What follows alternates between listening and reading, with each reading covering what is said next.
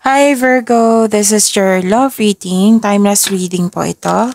Marami tang video dito sa Love Chat channel natin ha, Virgo, so baka gusto mong panoorin at makaresonate kayo. Kung nakaresonate kayo, comment down. Kung hindi kayo nakaresonate, ibigay niyo po sa iba kasi general reading po ito. So isipin niyo po yung person niyo ngayon. Oo, andyan siya. Pwedeng crush mo, pwedeng manliligaw, pwedeng loss of connection sa isang tao na hindi na kayo nag-usap or nagkaroon kayo ng space. Kung curious ka sa kanya, isipin mo siya ngayon para makuha ko yung energy niya. Spirits guide, ano po yung gusto sabihin ng person ni Virgo sa kanya? Person po ni Virgo, ano po yung gusto niya sabihin kay Virgo? I need 4 cards. I do love you. Just don't know how to show you right now.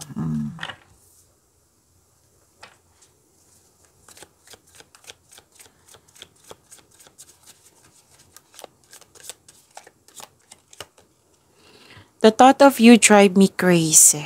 Crazy. The thought of you drive me crazy. Naguguluhan siya.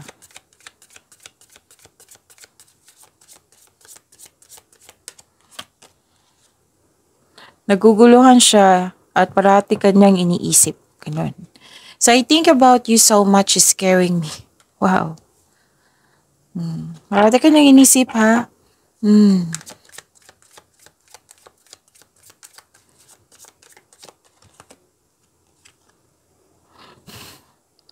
Second card na po nagsabi dito, I still love you and I can't stop thinking about you.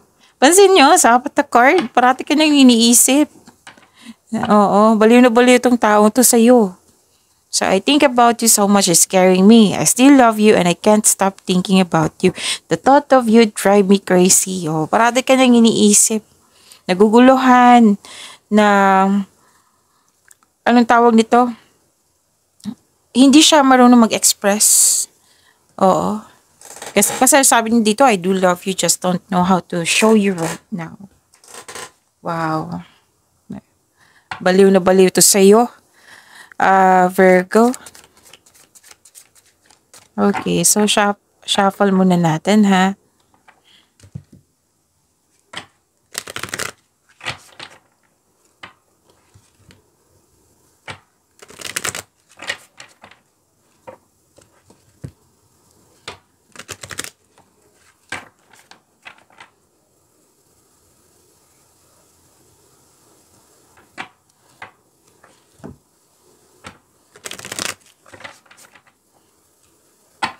Sa love life po ito ni Virgo. Spirits guide, kamusta po ang love life? Energy po sa love life ni Virgo. I need 2 cards po. Tingnan natin yung update sa iyo, Virgo.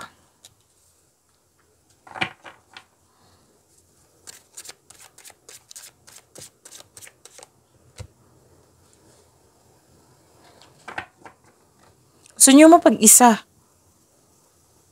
Gusto niyo mapag-isa para makapag-isip, makapagpahinga.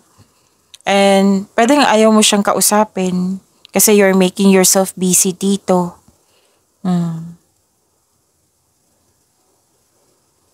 Nakikita ko rin dito na, anong tawag dito? Malaki ang pangarap mo sa inyong connection. Pero may sabi dito na gusto niyo mapag-isa.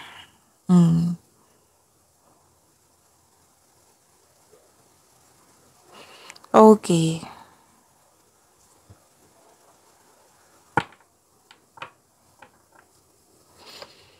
So, you're making yourself busy nga. Actually, malaki talaga yung, ano mo, yung pangarap mo sa inyong connection. Very passionate nga kayo. Malaki ang tiwala mo sa inyong connection. Kaya lang, yung parang focus ka sa pag-iisip dito, yung kulang sa inyo, yung nawala sa inyo. Yan yung nakikita ko. Yung parang nagsasuffer ka dito eh.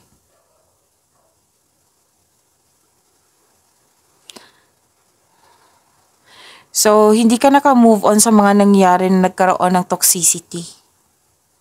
Na nauubusan, malaki ang tiwala mo sa inyong connection, but nauubusan ka ng pag-asa. It might be paulit-ulit na lang nangyari. Oo. Siguro may hindi, pero siguro may nasabi siyang hindi maganda or totoo sa iyo na alam mo yung katotohanan tapos may nasabi siya na hindi siya nagsabi ng totoo. Pero then na may sinabi siya na hindi mo nagustuhan. Kailangan nyo mag-usap po, sabi ng card. Kailangan nyo mag-usap ng mahinahon. I-give up nyo po yung worries nyo. Na may loss of connection nga dito. Tampuhan, loss of connection, space. Nakikita ko nga dito yung stress mo dito. Oh. So, you have to focus on mind healing instead of suffering. Okay? Kasi nagpo-focus ka sa kulang. Ganun. So, yun. You have to move forward. Spirits guide. Challenges na ma-overcome sa love life ni Virgo. I need 2 cards po.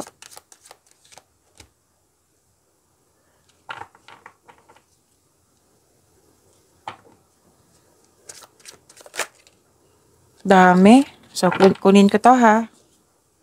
Ito lang. So, sabi dito, pagbalanse sa inyong emotion, yung nakuha mo rin. Pagbalanse talaga sa inyong emotion, ang kailangan dito. Challenges na ma-overcome po ito. So, this is, magbibigay ka ng bagong pagkakataon. Oo. Kung makipag-usap to sa'yo, makipag-usap ka rin. Ganun. So, nandito yung pagpaplano sa pag-level up sa inyong connection. Gusto mo nga dito na bumili ng bahay, yung paghahanda para sa pag-level up nyo. Pero may nakita nga ako dito na pwedeng kontento ka rin sa inyong connection. Kaya lang may nangyari na hindi mo nagustuhan.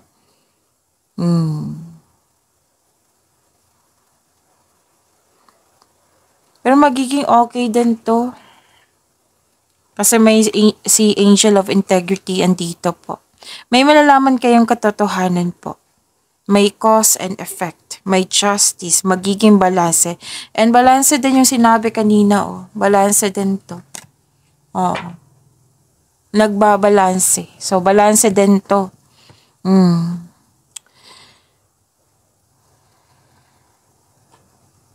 Okay. Isa sa inyo, may concern sa walang time sa pag-iibigan, walang time sa connection nyo, sa relasyon nyo. Kasi, busy sa trabaho. Kasi nga, nakikita ko dito yung plano nyo for level up. Yung nagkaroon ng sense of stability. More on kayo ito, Virgo. Gusto mo magkaroon ng sense of stability. It might be isa yan sa hindi kayo nagkasundo. Pero mag-uusap talaga kayo. 2 card na mismo nagsabi dito na may new beginning, may pag-uusap. So, panatilihin maging totoo ha sa isa't isa para yung wala nang maiwan na masama ng loob. Be true to yourself. So, sa mga cross-watcher dito na may connection kay Virgo, open si Virgo. May pagkakaayos na magagana dito. So, meaning to say, magkakaayos kayo.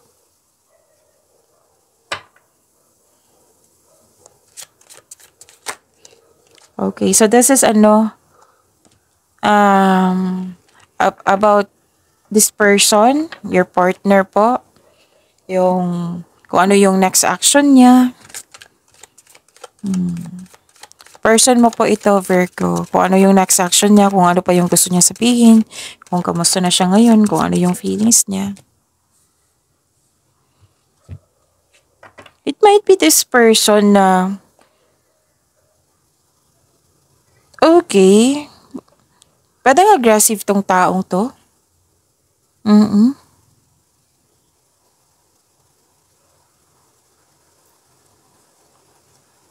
So, kakausapin ka niya. This is angel of innocence. Kakausapin ka niya. Maghihingi ito ng chance. Yan yung next action niya.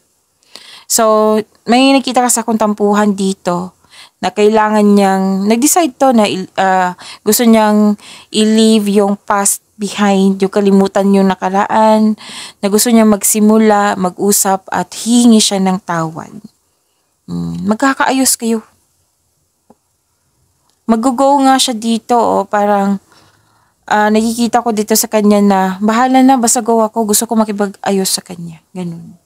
Lakas ang loob niya. Parang walang ako nakitang plano, kundi gusto niya talaga na makipag-ayos sa'yo. Ganun lang. Diretsyon na siya. Basta nasa isip niya, mahal ka niya, go na ako. Kahit wala siya nagawang plano na kung paano i-make up yung hindi pagkakasundo nyo, ganun. Kahit itanong mo siya ngayon, wala yang nagawang plano, kundi sasabihin lang niya sa'yo na basta, ang desisyon ko, gusto ko makipag-ayos sa'yo. Ganun. Kasi mahal kita. Kasi may dito, pwedeng may selos na ganap, inggit, or naging self-centered, humingi ng may concern sa humingi ng atensyon, which is sumabas din dito. Tapos, hindi nagbibigay ng halaga.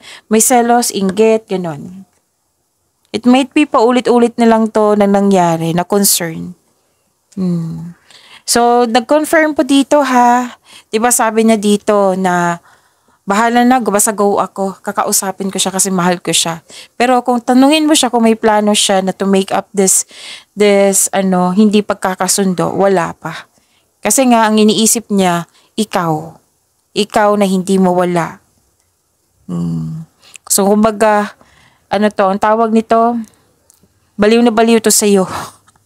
Oh, Virgo. So, sa mga close watcher dito, I know that you're in love with Virgo. So, this is your chance kasi open si Virgo na magipag-usap sa'yo.